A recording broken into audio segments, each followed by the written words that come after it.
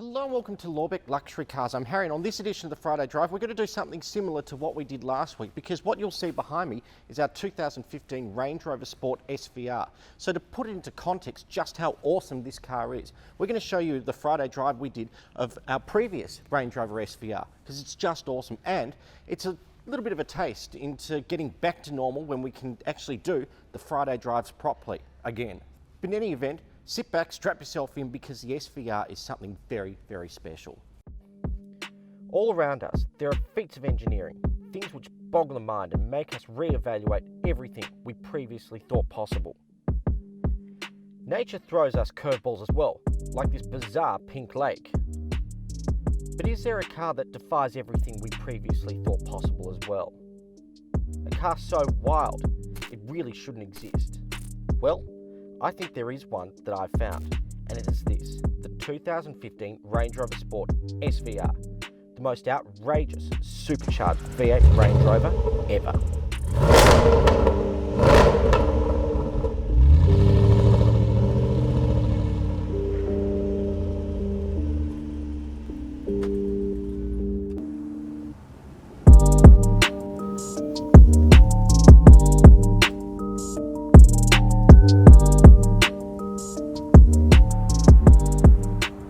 But how does that work when you put a 5-litre supercharged V8 into a Range Rover, which isn't exactly sporty, and then modify everything to make it just that little bit sportier? Does it work, or is it just really quite stupid? Well, let's find out.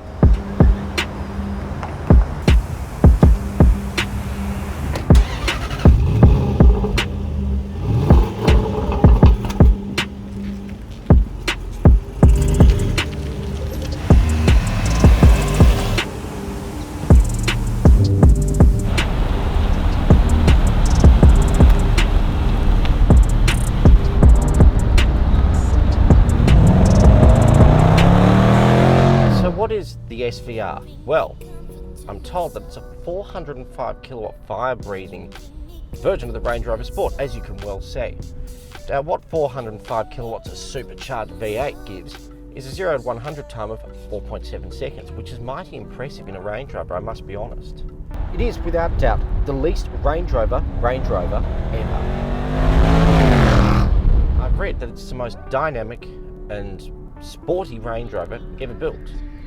So, what do I think of that? Well, to be honest, I have a few reservations. You see, a Range Rover, in my opinion, is perfectly summed up by this ridiculously twee ad from 1970 something.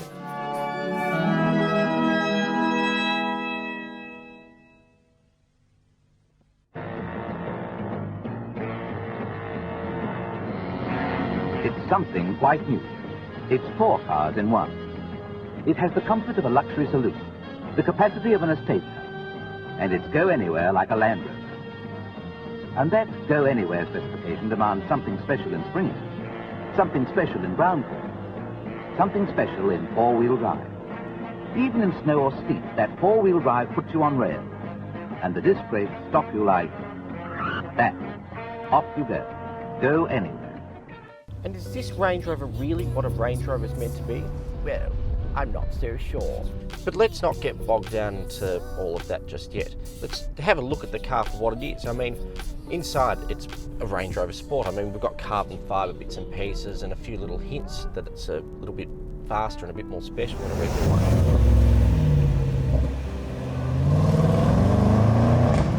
And it's got my favourite button of all time, a sports exhaust button.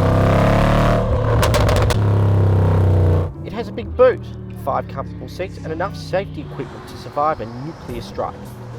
But that 5-litre V8 is utterly insane. So, when you put your foot down, it sounds unreal. Listen to it.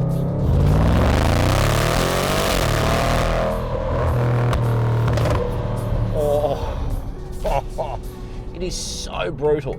And then when you drop it down a gear, you get this bang, bang, bang, like machine gun fire from the overrun. It is just wild. But is that what a Range Rover is all about? I'm still not convinced. When you're in it, you feel like you're in a Range Rover. But a Range Rover shouldn't make that noise. A Range Rover shouldn't have overrun. A Range Rover shouldn't get to 104.7 seconds. That's ridiculous.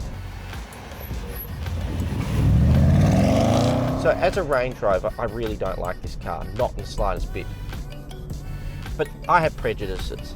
So if I put them aside and I look at this as a car and look at it for what it is, will I change my tune? Very much so.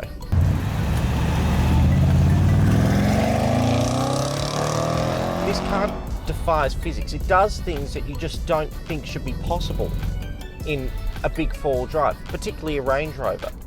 It corners so beautifully and so flat. The steering is very, very direct without being too darty. The way it accelerates is so linear because they've stuck to the whole supercharger idea rather than turbochargers, which, one, you can destroy the noise that comes out of the back of it, and two, gives you peaky power delivery. And if you're the kind of person who drives to the snow, which I think most people who own one of these certainly would, there would be no more competent car to get up a slippery, wet, icy mountain road. This thing would eat it up.